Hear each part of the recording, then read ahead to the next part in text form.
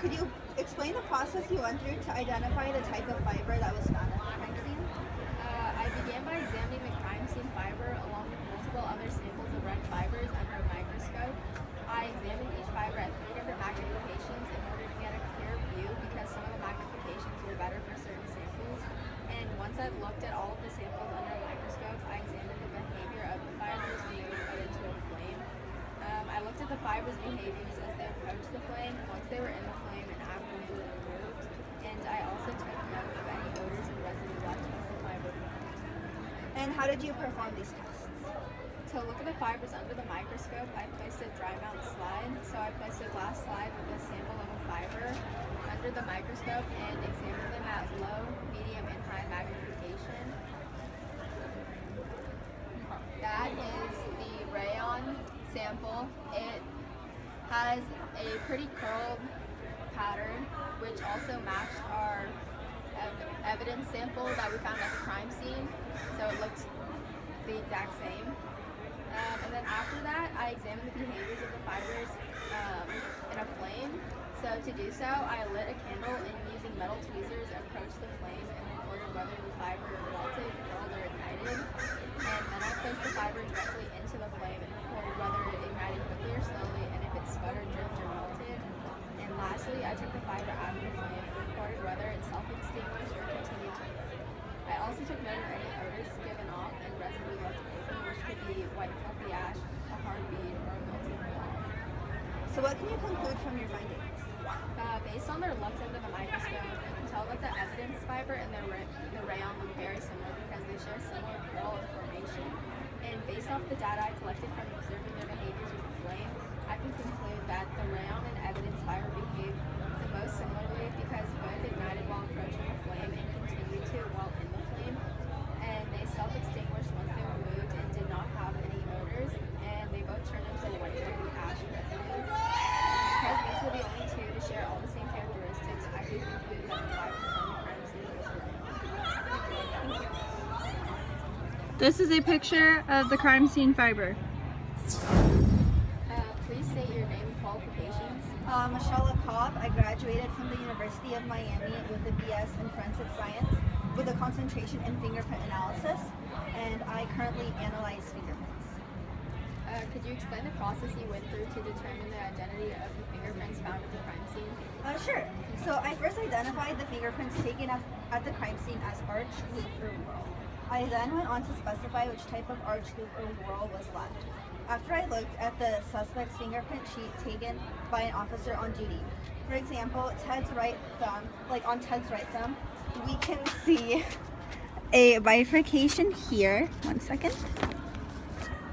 A bifurcation right here. We can also see a hook here.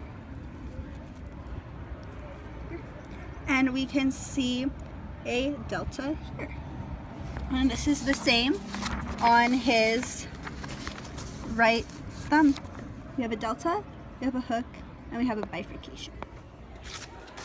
So these matched up with the fingerprints left at the crime scene, just like I showed. Another example is that Mimi Poe, who is the victim, has fingerprints also left at the crime scene. We can see that her right first finger, we have a delta here, a double bifurcation here, and a bifurcation here. On the card, a bifurcation, a delta, and a double bifurcation. In the end, these two fingerprints left at the crime scene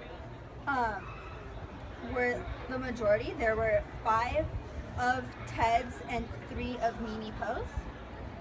And we had 2 left of Jeff Skagit's, but because there were more of Mimi Poe and Ted's, we are eliminating Jeff. And what can you conclude from your research? Based on my findings, I can conclude that Ted Wilson and Mimi Poe, who is the victim, were the main people present at the crime scene due to a majority of their fingerprints being found. Mimi Poe would have had to be at the crime scene as she is the victim. This leaves Ted Wilson as a possible suspect who committed the crime. The fact that a majority of the fingerprints left at the crime scene were Ted Wilson's does not mean that he was the killer. However, it does mean that he was present at the crime scene when Mimi Coe was killed. Please state your name and qualifications.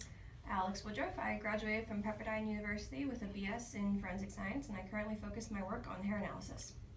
Could you explain the process you went through to determine the identity of the hair that you found at the crime scene? Of course. My first step was to examine the hair collected from the victim's hand at the scene under a microscope, which you can see right here. And I did the same with the rest of the suspect's hair samples, specifically focusing on Ted's, which is right there. I then proceeded to determine the scale patterns for each of the hairs. This is the scale pattern of the hair that was found in the victim's hand at the scene, and this is the scale pattern of Ted's hair. And as you can see, both Ted's hair and the hair found at the scene were determined to have an imbricate scale pattern. I also examined the medullary index and medullary pattern, and I concluded that both Ted's and the crime scene's hair lacked both a medullary index and pattern.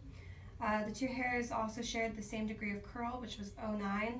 Out of all the other hairs that were examined, Ted shared all of the characteristics with the hair found at the scene, whereas all the other hairs only shared 1 to 2 characteristics. And what can you conclude from your research? Based on my findings, I can conclude that the hair that was in the hand of the victim at the scene was in fact Ted's hair, which does not necessarily mean that Ted is the killer. However, it does mean that he was in fact involved with an altercation with Mimi Coe. Thank you.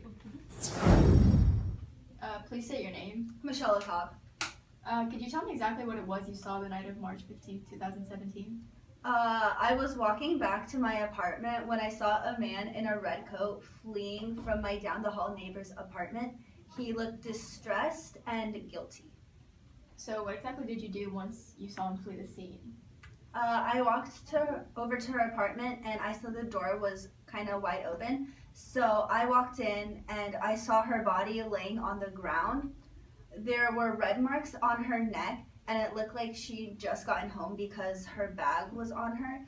And it also looked like she was eating Cheerios or like any other cereal, I guess, because there was a cereal box on the ground. I called the cops immediately. Could you describe what this man looked like? I didn't get a good look, but he was tall, dark hair, and he was medium build, and he had a long red coat on. Thank you. Your name? Ted Miller. Do you know who Mimi Coe is? Yeah, she's my ex-girlfriend. Are you aware that she was murdered last night? No, but she sure as hell deserved it. She cheated on me, and I'm glad she's dead. Props to whoever killed her. So, what is your occupation? I work at a hardware store downtown. And what were you doing last night at 10 p.m.? I was working the closing shift at the hardware store. The record we have here states that you clocked out of work at 9:15 p.m.